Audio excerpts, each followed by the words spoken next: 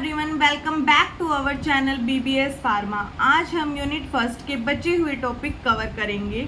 आज हमारी physical pharmaceutics third semester की यूनिट फर्स्ट कंप्लीट हो जाएगी। तो चलो शुरू करते हैं। आज का हमारा टॉपिक है राउट्स लॉ। इससे पहले हमने solubility of liquid in liquid study किया था। तो ये क्या है, दो लिक्विड्स के बारे में, जब क्या है लिक्विड को लिक्विड के अंदर डिसोल्व करवाते हैं, इसके बारे में हम बात करें तो यहाँ पे हमने क्या लिया है, दो लिक्विड लिए हैं, एक लिक्विड ए लिक्विड बी। अब हम ये ऐसा लिक्विड है जो क्या है वेपर्स में कन्वर्ट हो सकता है।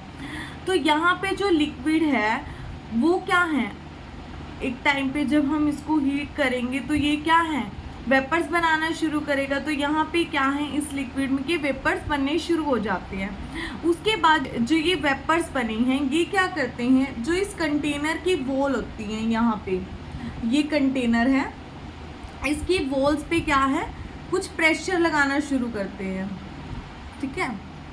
तो उसको हम क्या कहते हैं, वेपर प्रेशर। जो लिक्विड वेपर्स में कन्वर्ट हो रहे हैं और ये वेपर्स जो कंटेनर की वॉल पे प्रेशर लगाएंगे उसको हम बोलते हैं वेपर प्रेशर। तो लिक्विड ए के लिए जो वेपर प्रेशर है, प्योर कंपोनेंट जो लिक्विड ए है, इसमें सिर्फ लिक्विड ए ही है, उसके अलावा कोई और कंपोनेंट नहीं है। तो इसीलिए हम इसको डिराइव करते हैं पी नोट ए से। ये क्या है, vapour pressure of pure component ए, यानी कि ए का वेपर प्रेशर है। इसी तरह क्या है, हमने एक और लिक्विड लिया है लिक्विड बी। इसमें भी क्या है, ये भी वोलेटाइल लिक्विड है। वोलेटाइल लिक्विड क्या होता है, जो क्या है वेपर्स में कन्वर्ट हो सकते हैं। तो इससे क्या है, ये जो लिक्विड फेज है वो क्या करेगा, वेपर्स में कन्वर्ट होना शुरू हो जाएगा। जब ये वेपर्स में कन्वर्ट होगा तो जो लिक्विड बी के जो पार्टिकल्स वेपर्स में कन्वर्ट हो रहे हैं वो क्या है इस कंटेनर पे प्रेशर लगाएंगे, उसको हम क्या कहेंगे, वेपर प्रेशर ऑफ बी, यानी कि इसको हम डिनोट करेंगे पी नोट बी से। ये क्या है, vapour pressure of pure B, जो प्योर कंपोनेंट है। अब हमने क्या किया, ए लिक्विड को बी लिक्विड के साथ मिक्स करके एक क्या है सॉल्यूशन बना लिया। तो इसमें हमारे पास क्या होगा, यहाँ पे ए को बी के अंदर जब हमने डिसॉल्व करवाया तो यहाँ पे जो वेपर्स हैं वो क्या हैं, दोनों के बनेंगे, यानी कि इसमें ए पार्टिकल्स के, ए के भी पार्टिकल्स हैं, बी के भी पार्टिकल्स हैं। तो यहाँ पे जो पार्टिकल्स होंगे दोनों के होंगे। तो ये दोनों ही कहीं ना कहीं ए के और कुछ बी के भी दोनों कंपोनेंट्स के जो वेपर्स होंगे वो क्या है प्रेशर लगाएंगे। तो वो क्या होगा, पार्शियल वेपर प्रेशर, यानी कि जब ए और बी को हमने एक साथ मिक्स कर दिया उसके बाद जो इन दोनों के कंपोनेंट्स ने मिलके जो प्रेशर लगाया वो क्या है पार्शियल वेपर प्रेशर ऑफ ए। ए के लिए पार्शियल वेपर प्रेशर क्या होगा पी ए, और partial vapour pressure of B वो क्या होगा पी बी। इसमें क्या है, मान लो अब जो प्रेशर है वो पार्शियल वेपर प्रेशर कैसे है, क्योंकि यहाँ पे जो प्रेशर लगा रहे हैं अब कुछ तो ए के पार्टिकल लगाएंगे और कुछ बी के लगाएंगे, यानी कि पूरा का पूरा क्या है एक ही कंपोनेंट का जो पार्टिकल है वो पूरा प्रेशर नहीं लगा रहे, उसका अकेले का नहीं है। तो इसीलिए पार्शियल वर्ड लगाया, यानी कि कुछ वेपर प्रेशर लगेगा ए कंपोनेंट का और पार्शियल कुछ ही वेपर प्रेशर लगेगा बी के पार्टिकल्स का। तो ये हमें राउट्स लॉ ने बताया है। According to Raoult's law, the partial vapour pressure of any component in a solution is equal to mole fraction of component and the vapour pressure of pure component. यानी कि जो पार्शियल वेपर प्रेशर है solution का, यानी जो partial vapour pressure है वो क्या है उसके मोल फ्रैक्शन और उसके वेपर प्रेशर के प्रोडक्ट के इक्वल होता है। या फिर हम ये भी कह सकते हैं partial vapour pressure is directly proportional to mole fraction. Mole fraction हमें पता है क्या होती है, इससे पहले हमने मोल फ्रैक्शन के बारे में स्टडी कर लिया है। तो हम इसको दोनों तरीके से ड्राइव कर सकते हैं, या तो हम ये बोल सकते हैं कि पार्शियल वेपर प्रेशर जो है वो डायरेक्टली प्रोपोर्शनल है मोल फ्रैक्शन की, या फिर हम ऐसे भी बोल सकते हैं कि जो पार्शियल वेपर प्रेशर है वो इक्वल है वेपर प्रेशर और मोल फ्रैक्शन के प्रोडक्ट के इक्वल होता है। यहाँ पे P क्या है, पार्शियल वेपर प्रेशर है, वो क्या है जो यहाँ पे क्या है, इस कंपोनेंट में जो कुछ प्रेशर ए ने लगाया और कुछ क्या है बी ने लगाया। पी नोट क्या है, सिर्फ एक सिंगल कंपोनेंट के ने जो वेपर प्रेशर लगाया, यानी कि जब सिर्फ एक सिंगल कंपोनेंट प्रेशर लगाता है, यानी कि प्योर कंपोनेंट, इसके अंदर कोई और कंपोनेंट मिला नहीं हुआ है, तो वो क्या है प्योर कंपोनेंट का पार्शियल वेपर प्रेशर। और मोल फ्रैक्शन क्या है, एक्स क्या है यहाँ पर मोल फ्रैक्शन। अब मोल फ्रैक्शन वैसे तो हमने स्टडी कर लिया, लेकिन एक बार देख लेते हैं कि मोल फ्रैक्शन क्या है। अगर हमने सोल्यूट की मोल फ्रैक्शन निकालनी है तो number of moles of solute upon में टोटल नंबर ऑफ मोल्स, यानी कि जो सोल्यूट और सोलवेंट के जितने भी कंपोनेंट एक सॉल्यूशन में है उन सब के टोटल नंबर और जिस कंपोनेंट के हमने निकालनी है मोल फ्रैक्शन। वैसे ही अगर हम सोलवेंट की बात करें तो number of moles of solvent B upon में total number of moles of component, यानी कि जितने भी यहाँ पे कंपोनेंट्स प्रेजेंट है। एग्जांपल देखें तो in a solution of two liquid A and B, दो लिक्विड का एक सॉल्यूशन बनाया है हमने, जैसे कि ये है ए और बी को हमने मिक्स करके एक सॉल्यूशन बना लिया ए और बी का। तो टोटल वेपर प्रेशर उसका कैसे हम लिख सकते हैं, टोटल वेपर प्रेशर हम कैसे लिखेंगे, पी टोटल। तो पी टोटल क्या होगा, partial vapour pressure of A और partial vapour pressure of B. अब हमें P कैसे, हम राउट्स लॉ से डिराइव कर सकते हैं जो हमने पढ़ा है, जैसे कि P is equal to P nought into में X। तो यहाँ पे पी ए क्या है, पी नोट ए मल्टीप्लाई में एक्स ए, और पी बी क्या है, पी नोट बी इंटू में एक्स बी। तो ये क्या हो गया हमारा टोटल वेपर प्रेशर। ये आप सबको आई होप समझ आया होगा, ये बहुत इंपॉर्टेंट टॉपिक है, अच्छे से स्टडी करना है। तो यहाँ पे P total is equal to P A plus P B, यानी कि जितना vapour pressure partial vapour pressure A का है और पार्शियल वेपर प्रेशर बी का। और ये वैल्यूज़ हम कहाँ से डिराइव कर सकते हैं, राउट्स लॉ से, कि जो पार्शियल वेपर प्रेशर है वो किसके इक्वल होता है, vapour pressure of component pure component into में उसकी मोल फ्रैक्शन। तो ये ऐसे हम ड्राइव कर सकते हैं। यहाँ पे पी नोट ए क्या है, vapour pressure of A, P nought B क्या है, vapour pressure of pure B, X से क्या है मोल फ्रैक्शन ए कंपोनेंट की और mole fraction X B component की। नेक्स्ट है इसकी कुछ लिमिटेशंस हैं। Limitations of Raoult law, applicable only to very dilute solution. ये क्या है, बिल्कुल डाइल्यूट सॉल्यूशन के लिए ही अप्लाई कर सकते हैं, हम इनको कंसनट्रेटेड के लिए नहीं कर सकते। डाइल्यूट सॉल्यूशन क्या होते हैं, जिनमें सोल्यूट की अमाउंट बहुत ज़्यादा कम होती है और सोलवेंट की अमाउंट बहुत ज़्यादा होती है। नेक्स्ट है this is applicable for only ideal solution. Ideal solution के लिए ही एप्लीकेबल है, या फिर हम ये भी कह सकते हैं कि जो सॉल्यूशन राउट्स लॉ को ओबे करते हैं वो क्या है, आइडियल सॉल्यूशन। नेक्स्ट है does not apply to solute that dissociate और associate with a particular solution. अगर उन सॉल्यूट्स के लिए कि एप्लीकेबल नहीं है, अब मान लो जैसे कि अगर हम नमक की बात करें, NaCl है, अगर हम उसको वाटर में डिसॉल्व करते हैं तो इसका ब्रेक डाउन हो जाता है Na पॉजिटिव और Cl नेगेटिव में, तो ये क्या है डिसोशिएट हो जाते हैं। तो ये ऐसे सॉल्यूट्स के लिए क्या है, राउट्स लॉ एप्लीकेबल नहीं है जो डिसोशिएट या फिर एसोसिएट हो जाते हैं। बाइनरी सॉल्यूशन, बाइनरी सॉल्यूशन क्या है, सिंपली होमोजीनियस मिक्सचर है, यानी कि दो लिक्विड्स या फिर दो कंपोनेंट्स एक दूसरे में बिल्कुल कंप्लीटली डिसॉल्व हो जाते हैं। जैसे हमने नमक को पानी में मिलाया तो वो क्या है, बिल्कुल पूरे तरीके से मिक्स अप हो जाता है, कोई पार्टिकल अलग अलग तो नहीं रहता, तो वो क्या है binary solution. It is a combination of two component, दो कंपोनेंट का कॉम्बिनेशन है and form a homogeneous mixture. और ये क्या है, होमोजीनियस मिक्सचर बनाते हैं, बिल्कुल की यूनिफॉर्म होते हैं, या फिर कहें हम solution. It contains solute and solvent which are completely miscible in each other, यानी कि एक दूसरे में पूरे तरीके से डिसॉल्व हो जाते हैं। एग्जाम्पल साल्ट सॉल्यूशन नमक का पानी, या फिर शुगर सॉल्यूशन चीनी का पानी अगर हम तैयार करते हैं तो वो क्या बिल्कुल एक दूसरे में डिसॉल्व हो जाते हैं। नेक्स्ट क्या है, अगर राउट्स लॉ आपको पूरे 10 मार्क्स में आता है तो आपको क्या है आइडियल सॉल्यूशन और नॉन आइडियल सॉल्यूशन दोनों के बारे में राउट्स लॉ के साथ साथ लिख के आना पड़ेगा।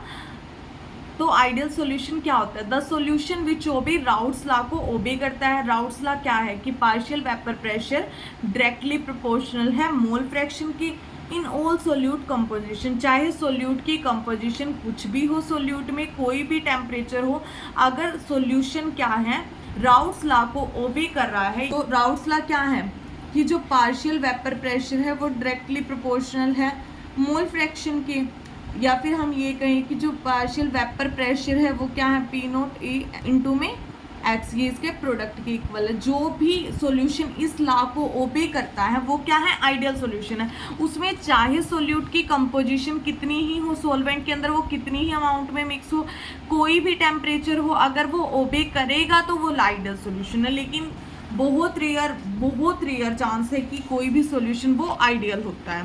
ठीक है,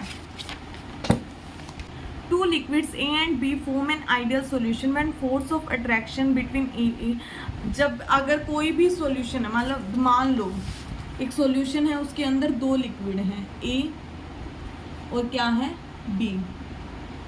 अब यहाँ पे क्या है A E के बीच में इंटरेक्शन होगी, B B के बीच में इंटरेक्शन होगी। अब हमने इन दोनों को मिला के क्या है एक सॉल्यूशन बना लिया, तो उसमें क्या है ए और बी के बीच में भी इंटरेक्शन होगी। ये तभी होगा ना, जैसे कि अब मान लो ए कि ये सोल्यूट है, बी सोलवेंट है, तो जब ये सॉल्यूशन बनेगा तो उसमें क्या इसका इनके बीच में क्या है ब्रेक डाउन हो जाएगा इनके बॉन्ड के बीच में, और इन दोनों के बीच में क्या है बॉन्ड फॉर्म हो जाएगा, तभी तो वो क्या है सॉल्यूशन बनेगा।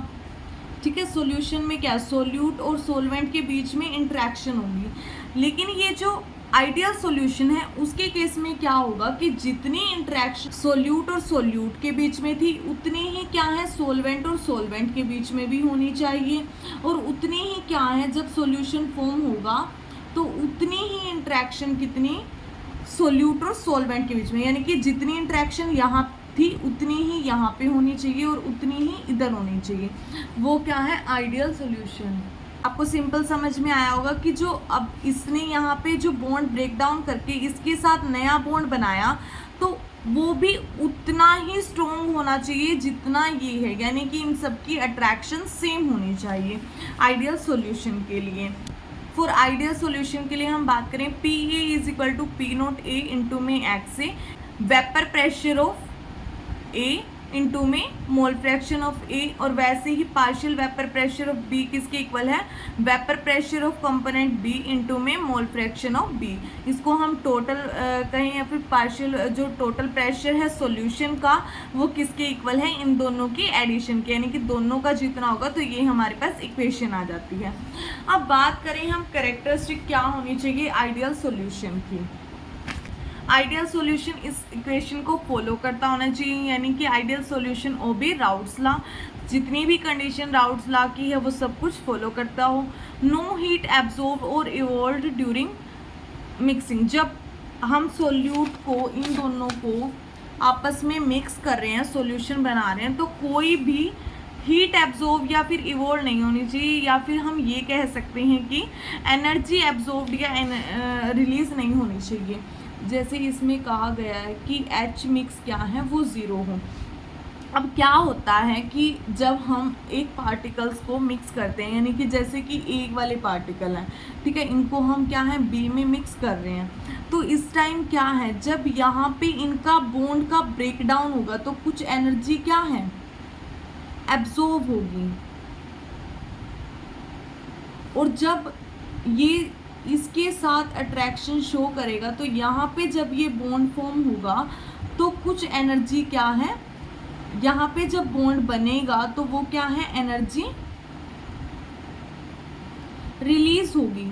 तो यहाँ पे डेल्टा H मिक्स क्या है, इसका मतलब कि energy absorbed minus energy release कितना होना चाहिए ज़ीरो, यानी कि डेल्टा H क्या है जब हम मिक्स करेंगे तो ना ही तो उसमें और एनर्जी एब्जॉर्ब हो ना ही रिलीज, मतलब जितनी यहाँ पे एब्जॉर्ब हुई है उतनी यहाँ पे रिलीज हुई है। मान लो यहाँ 10 जूल एनर्जी एब्जॉर्ब हुई है तो यहाँ पे 10 जूल ही रिलीज होनी चाहिए कि जब हम 10 को 10 में से माइनस करें तो आंसर कितना है ज़ीरो। नेक्स्ट हम बात करें volume of solution is equal to sum of volume of components by on mixing. जब क्या है हमने एक तरह से मान लो कि ये सॉल्यूशन कितना है 60 ml है, इसका है 40 ml। तो अब क्या है, जब हम इसका मिक्स करें तो इसका क्या है 100 ml ही आना चाहिए, यानी कि यहाँ पे कम ज़्यादा नहीं होना चाहिए। जो इन दोनों का टोटल होगा वही यहाँ पे फॉर्म होना चाहिए, ठीक है। तो वो क्या है डेल्टा वी जो है, यानी कि वॉल्यूम चेंज क्या है, ज़ीरो होना चाहिए। तो अगर हम ग्राफ प्लॉट करने की बात करें तो इनका ग्राफ क्या है, थोड़ा सा डिफरेंट होता है। जैसे हम नॉर्मल ग्राफ बनाते हैं वो वैसा नहीं होता है। इसमें क्या, जैसे हम नॉर्मल ऐसा ग्राफ बनाते हैं वो इसमें फॉर्म नहीं होता है, यहाँ पे कुछ ऐसा ग्राफ बनता है। सबसे पहली बात, जो XA प्लस XB होता है वो हमेशा क्या है 1 के इक्वल होता है। ये हमें 12th में ही हमने पढ़ लिया था कि मोल फ्रैक्शन जो है दोनों का, उनका सम क्या है 1 आता है। अगर हम बात करें यहाँ पे XA की जो मोल फ्रैक्शन है वो 1 है, तो XB की कितनी होगी, 0 ही होगी ना, क्योंकि यहाँ पे क्या है सिर्फ XA ही है, यानी कि सिर्फ A की ही मोल फ्रैक्शन है। और अगर यहाँ पे XA की 0 होगी तो XB की कितनी है 1। तो जैसे जैसे यहाँ पे इसकी मोल फ्रैक्शन इंक्रीज होती है तो ये क्या है कंटिन्यू, इसकी जो पार्शियल वेपर प्रेशर है प्योर कंपोनेंट का वो भी इंक्रीज होता है। जैसे कि यहाँ पे तो हमने मोल फ्रैक्शन A किया, तो अगर हम आगे बढ़ेंगे तो यहाँ पे क्या B का वेपर प्रेशर है वो क्या है कंटिन्यू इंक्रीज होगा। अगर हम यहाँ बात करें तो यहाँ पे A क्या है, यानी मोल फ्रैक्शन ऑफ A, यहाँ पे सिर्फ B ही कंपोनेंट प्रेजेंट है, तो यहाँ पे इसी का वेपर प्रेशर आया B का। अगर हम यहाँ जाएंगे तो इस तरफ जाएंगे तो वो क्या होगा कि क्या है, जब हमने इस साइड जाएंगे तो यहाँ पे क्या है वेपर प्रेशर ऑफ कंपोनेंट दूसरे का इंक्रीज होगा, A का इंक्रीज होगा ऐसे ही। तो ये क्या है, मतलब ग्राफ कुछ ऐसे समझो कि यहाँ पे ग्राफ तो ऐसे जा रहा है लेकिन एक साइड क्या है A का बन रहा है, इधर B का बन रहा है। तो यहाँ पे जब B कंपोनेंट की मोल फ्रैक्शन जब हम कंटिन्यू इंक्रीज हो रही है तो यहाँ पे जो वेपर प्रेशर, यहाँ पे क्या है वेपर प्रेशर बनता है इस साइड, यहाँ भी वेपर प्रेशर, नीचे क्या है मोल फ्रैक्शन। जैसे जैसे यहाँ पे मोल फ्रैक्शन बढ़ रही है वैसे वैसे यहाँ पे वेपर प्रेशर बढ़ रहा है। एक लिमिट आती है इस पॉइंट पे आके यहाँ पे क्या है मैक्सिमम हो जाता है, और यहाँ पे जैसे जैसे आगे बढ़े तो इस कर्व पे क्या है इसका मैक्सिमम हो गया, ठीक है। तो जब हम इसको लाए तो यहाँ पे ये कितना है टोटल प्रेशर हो जाएगा, यानी कि P is equal to PA plus में PB।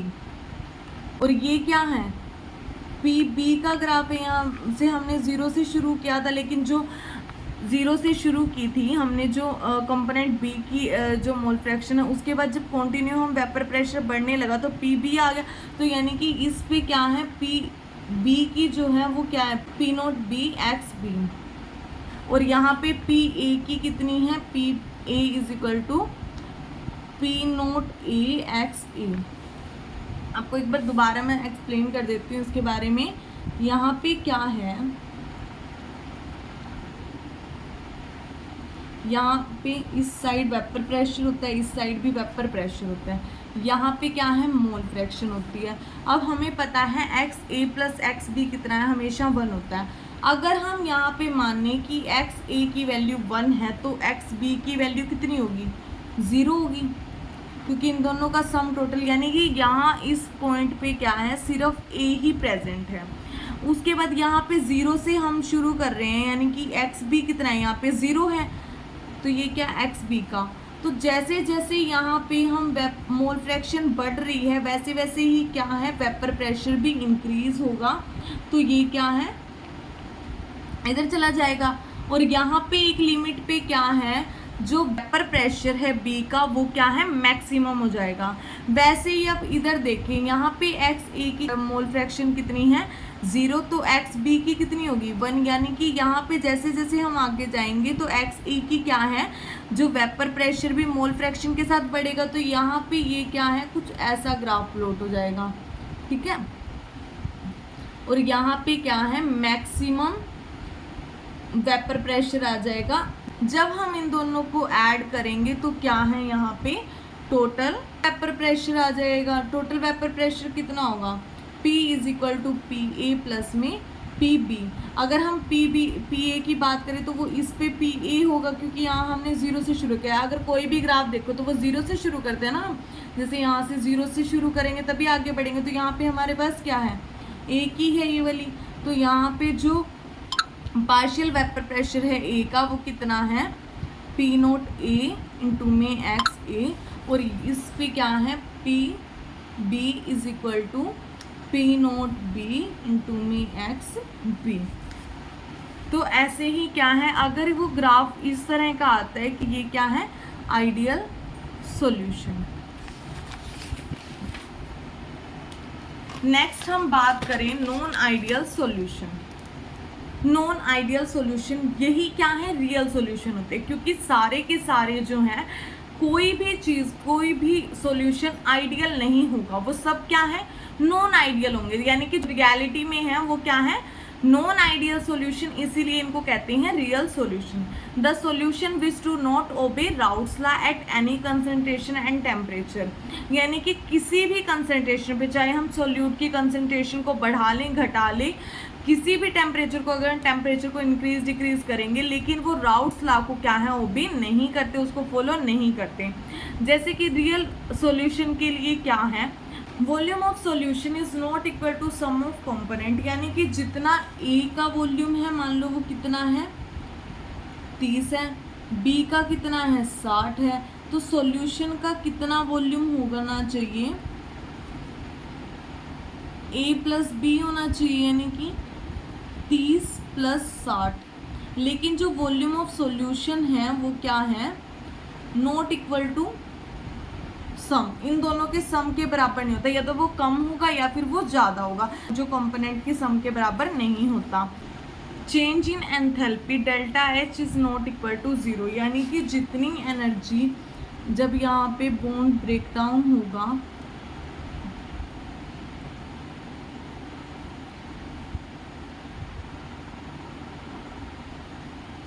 जब यहाँ पे जितनी एनर्जी यहाँ एब्जॉर्ब हुई है उतनी ही एनर्जी यहाँ पे रिलीज नहीं होती। यानी कि energy absorbed is not equal to energy release, या फिर ये कहें energy release minus energy absorbed is not equal to 0। उनकी वैल्यू क्या है, 0 के इक्वल नहीं होती। यानी कि मान लो यहाँ पे 50 जूल एनर्जी एब्जॉर्ब हुई है, और यहाँ पे जो एनर्जी रिलीज हुई है वो कितनी है, 40 जूल है, 60 जूल है। तो यहाँ पे जो चेंज इन एंथैल्पी है डेल्टा एच मिक्स, वो क्या है, not equal to 0। These solution deviate from their ideal behavior। जो उनका आइडियल बिहेवियर होता है उससे वो डेविएट हो जाते हैं, और दो तरह का डेविएशन शो करते हैं, नेगेटिव डेविएशन और पॉजिटिव डेविएशन। अब ये क्या करेगा, जो हमने यहाँ बात की कि ये इतना होगा पी ए, ये आइडियल सॉल्यूशन के लिए, अब वो क्या है, वो इसके ज़्यादा भी हो सकता है और या फिर इससे कम भी हो सकता है। अगर कम होगा तो वो क्या है, नेगेटिव, और अगर वो ज़्यादा होगा तो वो क्या है, पॉजिटिव डेविएशन शो कर रहा है। Negative deviation, in negative deviation the total vapour pressure of solution is less than the sum of partial vapour pressure of individual component. यानी कि यहाँ पे जो टोटल वेपर प्रेशर है वो दोनों के सम के से कम होगा, तो वो क्या है, नेगेटिव डेविएशन शो करेगा। इस केस में हम ग्राफ देखें तो यहाँ पे क्या होगा, जो पी टोटल आइडियल सॉल्यूशन के लिए आ रहा था उससे वो क्या है, कम होता है जब ये नेगेटिव डेविएशन शो करेगा। तो यहाँ पे जो पी टोटल हमने आइडियल सॉल्यूशन के लिए देखा था, अब ये क्या, इससे कम है, इसका पी भी कम होगा और पी बी भी कम होगा। चेंज इन एंथैल्पी वो क्या है, 0 से कम होगी। और वॉल्यूम ऑफ सॉल्यूशन क्या है, उनका कंपोनेंट भी वो वॉल्यूम ऑफ सॉल्यूशन, यानी कि मान लो उनका वैसे तो 60 प्लस 30 90 वॉल्यूम में कितना है, सिर्फ 50 ही रह गया, इतना कम हो गया, तो वो क्या है, नेगेटिव डेविएशन शो कर रहा है। अगर वो क्या होगा, 90 टोटल आ रहा था लेकिन वो क्या है, ज़्यादा हो जाता है, 100 पहुंच जाता है, तो इसका मतलब वो क्या है, पॉजिटिव डेविएशन शो कर रहा है। नेक्स्ट है positive deviation, in this total vapour pressure of the solution is greater than the sum of partial pressure of component. यानी कि जो यहाँ पे सम हमने आइडियल सॉल्यूशन के लिए देखा था, जो पी टोटल है वो उससे ज़्यादा होता है, तो उसको इसमें क्या है, वो पॉजिटिव डेविएशन शो कर रहा है। और यहाँ पे जो पी टोटल है वो ग्रेटर है P A plus P B से, और डेल्टा एच है वो भी क्या है 0 से आएगा, यानी कि एनर्जी रिलीज जो होगी वो ज़्यादा होगी, एब्जॉर्ब कम होगी। और वी सॉल्यूशन में क्या है, ये भी ज़्यादा होता है जितना कंपोनेंट हमने मिक्स किया था उनके सम से। आई होप आप सबको राउट्स ला अच्छे से समझ में आ गया हो। नेक्स्ट हमारा टॉपिक है पार्शियली मिसिबल लिक्विड। इसके बारे में हम पहले भी थोड़ा बहुत डिस्कस कर चुके हैं, वही सेम टॉपिक है। A large number of liquid dissolve only to a limited extent. कुछ ऐसे लिक्विड होते हैं वो क्या है, एक दूसरे में एक लिमिटेड एक्सटेंट तक ही डिजोल्व होंगे।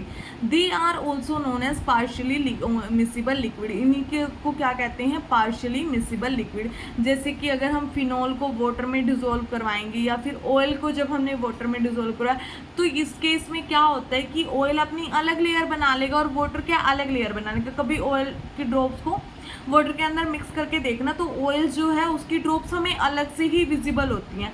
तो वो किसका एग्जाम्पल है, पार्शियली मिसिबल लिक्विड का। When oil and water are mixed and shaken together, और उनको शेक करेंगे, we get solution of different composition, जिसमें क्या है दो अलग अलग कंपोजिशन आएगी। एक में क्या है one layer of water in oil and second layer क्या है ऑयल इन वाटर। जब उनको एक में क्या हमें ऐसे कि ऑयल इन वाटर बनेगा और या फिर वाटर इन ऑयल बनेगा, ये दोनों केस पॉसिबल है। नेक्स्ट है क्रिटिकल सॉल्यूशन टेम्परेचर। ये क्या होता है, the temperature at which two partially miscible liquid are completely mixed और dissolved in on proportional is known as critical solution temperature. जिस टेम्परेचर के ऊपर जो पार्शियली मिसिबल लिक्विड हमने पढ़े वो क्या है, एक दूसरे में पूरी तरह से डिसॉल्व हो जाएंगे। मान लो फिनोल एंड टेम्परेचर को हम डिसॉल्व करवा रहे हैं और वो क्या है, हमने उनका टेम्परेचर इतना बढ़ा दिया उस टेम्परेचर पे जहाँ पे वो दोनों आके कंप्लीटली डिसॉल्व हो गए, तो वो क्या है क्रिटिकल सॉल्यूशन टेम्परेचर। अब मान लो कि आपने ऑयल लिया और वाटर लिया, उनको क्या है मिक्स करने के लिए हमने एफर्ट्स लगाए, उसका टेम्परेचर हम कंटिन्यू इंक्रीज करते जा रहे हैं। एक टेम्परेचर ऐसा आएगा कि वहाँ पे वो दोनों एक दूसरे में पूरे तरीके से डिसॉल्व हो जाएंगे, मिसिबल फॉर्म में आ जाएंगे, यानी कि प्रॉपर एक दूसरे में मिक्स होने लगेंगे। तो वो टेम्परेचर क्या है, critical solution temperature. There are two types of CST, यानी कि क्रिटिकल सॉल्यूशन टेम्परेचर दो तरह के होते हैं, लोअर CST और अपर CST। लोअर CST में क्या है, the temperature below at which partially miscible liquid become miscible is known as lower. अगर मान लो हमारे पास क्या है एक सॉल्यूशन है, हमने वो ऑयल इन वाटर, ठीक है, तो ये क्या है, इनका जो टेम्परेचर है CST यानी कि क्रिटिकल सॉल्यूशन टेम्परेचर कितना है 100 डिग्री सेल्सियस है, ठीक है। और ये जब हम मतलब ये इस टेम्परेचर पे आके एक दूसरे में कम्प्लीटली मिक्सअप हो रहे हैं, डिसॉल्व हो रहे हैं, लेकिन ये क्या है वो 80 डिग्री सेल्सियस पे ही क्या है एक दूसरे में डिसॉल्व हो गए, तो उसको क्या बोलेंगे हम, लोअर CST, यानी कि कम टेम्परेचर पे, जिस टेम्परेचर पे उन्हें होना था वो उससे बिलो पे ही जाके क्या है मिसिबल हो गए। अगर वो क्या करते हैं कि 100 पे भी वो डिसॉल्व नहीं होते एक दूसरे में और वो क्या है 110 तक चले जाते हैं, 120, तो वो यानी कि अबव CST, जहाँ CST से मतलब क्रिटिकल सॉल्यूशन टेम्परेचर से ज़्यादा पे जाके अगर वो डिमिसिबल हो रहे हैं तो वो क्या है अपर CST, मतलब जितने भी उन्हें डिसॉल्व होना था, मिसिबल होना था, उससे ज़्यादा टेम्परेचर पे, उसके बाद एक टेम्परेचर पे वो क्या है मिसिबल हुए, तो वो होता है upper CST। Lower CST the temperature below at which partially miscible liquid become miscible is known as lower CST and upper CST the temperature above at which partially miscible liquid become miscible is known as upper CST। Next हमारा है distribution law, ये एक important topic है। This law was given by sir Hermann Nernst, एक scientist थे, उन्होंने ये law दिया था to find out the distribution of solute in to immiscible liquid. दो इमिसिबल लिक्विड के बीच में हम क्या है सोल्यूट को जब डिसॉल्व कराते हैं तो उसकी डिस्ट्रीब्यूशन को फाइंड आउट करने के लिए। अब मान लो कि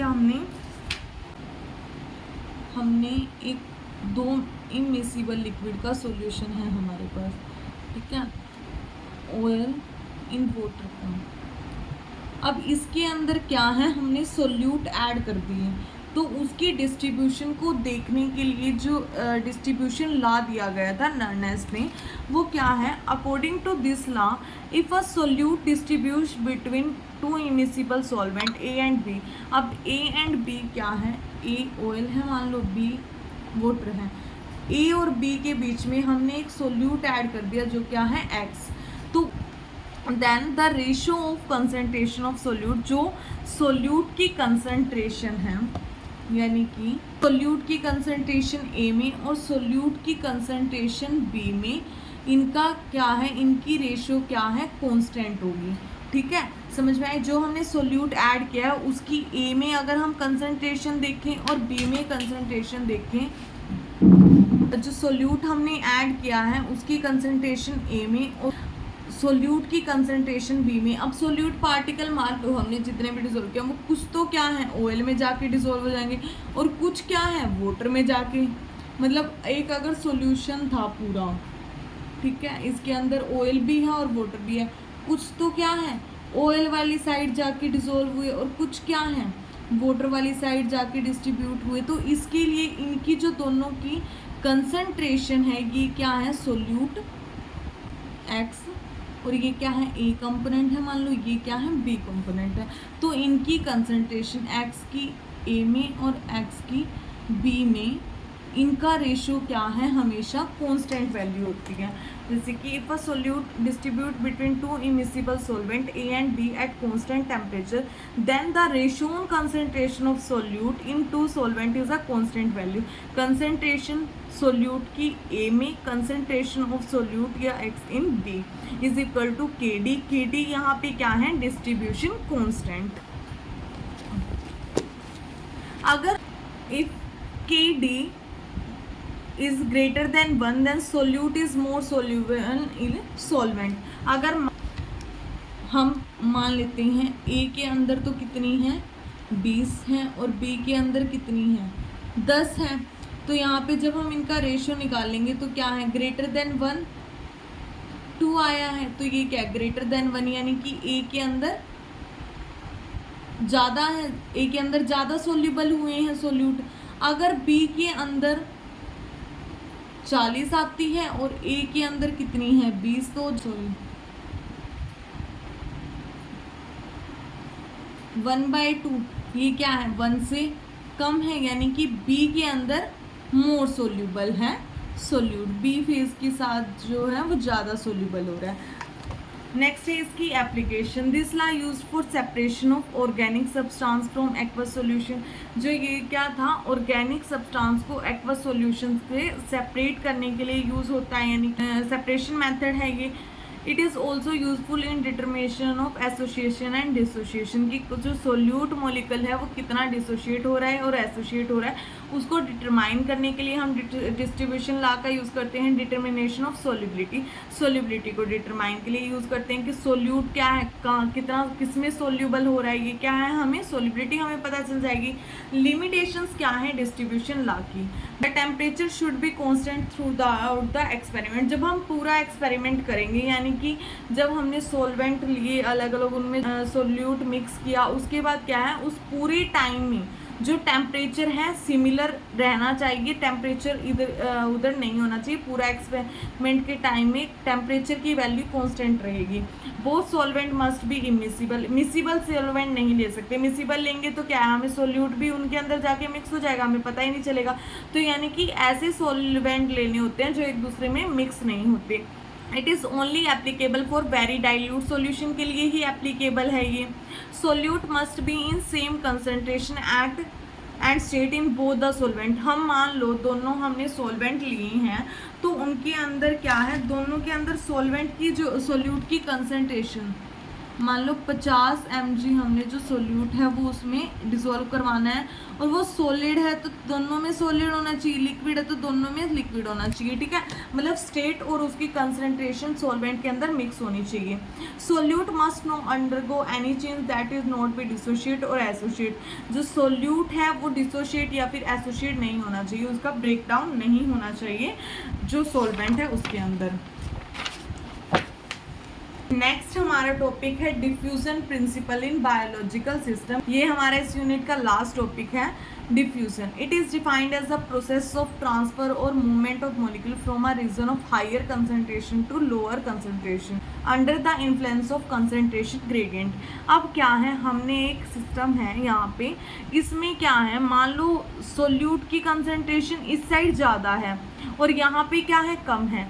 तो यहाँ पे एक मेम्ब्रेन लगी होगी, उसके थ्रू क्या है, जो हाई कंसंट्रेशन से वो क्या है, कम की तरफ जाएंगे, जहाँ ज़्यादा है वो क्या है, लो की तरफ मूव करना शुरू कर देंगे। और तब तक मूव करेंगे जब तक क्या है, इन दोनों में इक्विलिब्रियम नहीं आ जाता। मान लो एक ये जो यहाँ पे 80 है और यहाँ पे क्या है 20 है, तो यहाँ जो मॉलिक्यूल है वो इधर मूव करते रहेंगे और जब तक मूव करेंगे जब तक क्या है, दोनों में इक्वल कंसंट्रेशन नहीं हो जाती, जब तक इक्विलिब्रियम नहीं आएगा इनकी मूवमेंट तब तक यहाँ पर चलती रहेगी। इसको क्या बोलते हैं, डिफ्यूजन। दो तरह के डिफ्यूजन होते हैं, passive diffusion, facilitated diffusion. Passive diffusion, it is a major process for absorption of more than 90% of drug. हमारी बॉडी के अंदर 90% से ज़्यादा ड्रग क्या है, इसी मैकेनिज्म से एब्जॉर्ब होती है। जो हमारी ब्लड के अंदर क्या है, ड्रग की कंसंट्रेशन कम होती है तो उसके अंदर क्या है, वो मूव करती रहेगी, जब तक करेगी जब तक क्या है, जो इक्विलिब्रियम स्टेट नहीं आता। तो ज़्यादातर क्या है, पैसिव डिफ्यूजन से ही हमारी बॉडी में ड्रग मूव करती है। In passive diffusion drug simply diffuse from region to higher to lower concentration along the concentration gradient, यानी कि कंसंट्रेशन ग्रेडियंट के अकॉर्डिंग मूव करते हैं कि हायर से लो में जाएगी। ठीक है, इसके लिए हमें कोई एक्स्ट्रा एफर्ट्स की ज़रूरत नहीं है, कोई फैसिलिटी प्रोवाइड करने की जरूरत, क्योंकि जो मूवमेंट है वो क्या है, अलोंग द कंसंट्रेशन ग्रेडियंट हो रही है, कंसंट्रेशन ग्रेडियंट के अकॉर्डिंग चल रही है। इसके लिए no energy source is required in passive diffusion. कोई भी हमें बाहर से एनर्जी सोर्स रिक्वायरमेंट नहीं होती है, क्योंकि जो मूवमेंट है वो जैसी होनी चाहिए वैसे हाई से लो में जा रही है। नेक्स्ट है facilitated diffusion. Facilitated diffusion, it is a carrier mediated transport system है और ये क्या है, सिलेक्टिव प्रोसेस है, यानी कि ये सिलेक्ट करती है मॉलिक्यूल्स और आयंस को और फिर वही क्या है, मेम्ब्रेन से पास आउट होते हैं। Process that is the membrane allows only selective molecules and ions to through it and prevent other molecules from passing, यानी कि बस जो सिलेक्ट उन्होंने कर लिए कि इन मॉलिक्यूल्स को पास करना है मेम्ब्रेन से, वो तो पास करेंगे, लेकिन जो बाकी के मॉलिक्यूल्स होंगे उनको क्या है, वहीं पे रोक लेंगे, उनको पास नहीं होने देंगे। It is the passive movement of molecule along the concentration gradient. होती ये भी क्या है, कंसंट्रेशन ग्रेडियंट के अकॉर्डिंग होती है, यानी कि हाई से लो में मूव करते हैं, लेकिन बस यहाँ पे क्या है कि सिलेक्टिव मॉलिक्यूल ही मेम्ब्रेन को पास आउट करते हैं, जैसे कि ग्लूकोज, सोडियम आयन जो भी हैं हमारी बॉडी में, वो फैसिलिटेटेड डिफ्यूजन से ही मूव करते हैं। Law of diffusion, it is given by Fick in 1856। 1856 में फिक्स एक साइंटिस्ट थे, उन्होंने डिफ्यूजन के लिए ला दिए। He give two law of to understand principle of diffusion. Diffusion के प्रिंसिपल को समझने के लिए उन्होंने क्या है, दो लॉ दिए थे, Fick's first law of diffusion और Fick's second law of diffusion. Fick's first law of diffusion में क्या है, ये बताते हैं, it states that the drug molecule diffuse from higher concentration to lower concentration until equilibrium is attained. जब तक equilibrium नहीं आता, दोनों तरफ जो है कंसंट्रेशन सेम नहीं आ जाती, तब तक क्या है, ड्रग के पार्टिकल डिफ्यूज होंगे हाई से लो में। That the rate of diffusion is directly proportional to concentration gradient across the membrane। जो रेट ऑफ डिफ्यूज़न है वो क्या है, डायरेक्टली प्रोपोर्शनल है कंसंट्रेशन ग्रेडियंट के। ये क्या है, अकॉर्डिंग टू फिक्स लॉ। इसमें क्या है, जो डी क्या हुआ है, rate of diffusion directly proportional है डिफरेंस इन कंसंट्रेशन ग्रेडियंट, यानी कि जितनी कंसंट्रेशन जीआईटी में है उससे कंसंट्रेशन क्या है, प्लाज्मा के अंदर है। तो ये क्या है, डायरेक्टली प्रोपोर्शनल है। और ये डी जो है डिफ्यूजन कांस्टेंट, ए क्या है, सरफेस एरिया, के एम पार्टीशन कोफिशिएंट, एच क्या है, यहाँ पे थिकनेस है मेम्ब्रेन की जहाँ से जो डिफ्यूज़ हो रहे हैं, यानी कि जो हायर से लो में मूव करते टाइम जो मेम्ब्रेन होगी, ये जो मेम्ब्रेन होगी इसकी जितनी थिकनेस होगी वो क्या है, एच। यहाँ पे क्या है, डी क्यू अपॉन में D T, rate of diffusion. D क्या है, diffusion coefficient, a surface area, के एम पार्टीशन कोफिशिएंट, ये दोनों क्या है, कांस्टेंट वैल्यू है। कंसंट्रेशन डिफरेंस है, इसको हम क्या है कंसंट्रेशन ग्रेडियंट भी बोलते हैं, और H क्या है थिकनेस है मेम्ब्रेन की।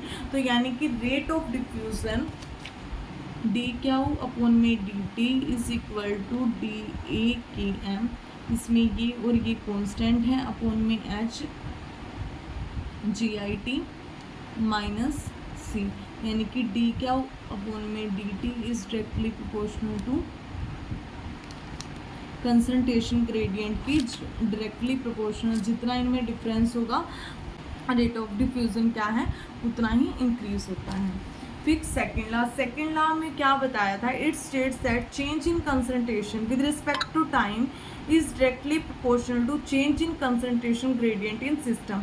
जितनी जो टाइम के रिस्पेक्ट में जो कंसंट्रेशन चेंज हो रही है वो क्या है कंसंट्रेशन ग्रेडियंट की डायरेक्टली प्रोपोर्शनल होता है। अब हमने डी क्या हो रेट ऑफ डिफ्यूजन पढ़ा था, ठीक है। तो अब क्या है जो डी क्या हो, या फिर हम इनडायरेक्टली ऐसे भी कह सकते हैं कि डी क्या हो अपॉन में डी टी, यानी कि रेट ऑफ डिफ्यूजन क्या है वो डी सी डी टी के डायरेक्टली प्रोपोर्शनल, यानी कि रेट ऑफ डिफ्यूजन क्या है जो चेंज इन कंसंट्रेशन है उसके डायरेक्टली प्रोपोर्शनल है। यहाँ पे क्या है जो डायरेक्टली प्रोपोर्शनल है किसके चेंज इन कंसंट्रेशन ग्रेडियंट, जितना कंसंट्रेशन ग्रेडियंट चेंज हो रहा है उसके डायरेक्टली प्रोपोर्शनल क्या है टाइम के रिस्पेक्ट में।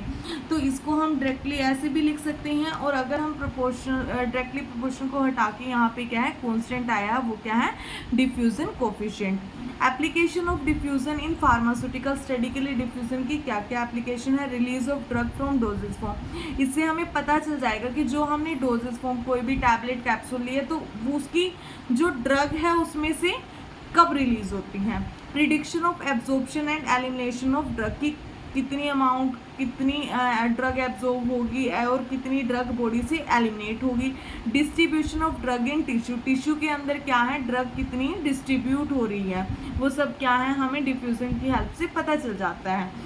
आई होप आप सबको ये यूनिट अच्छे से समझ में आई हो। ये यूनिट आज ख़त्म हो चुकी है। अगर आपको कोई भी डाउट है तो आप कमेंट सेक्शन में पूछ सकते हैं। Thank you everyone.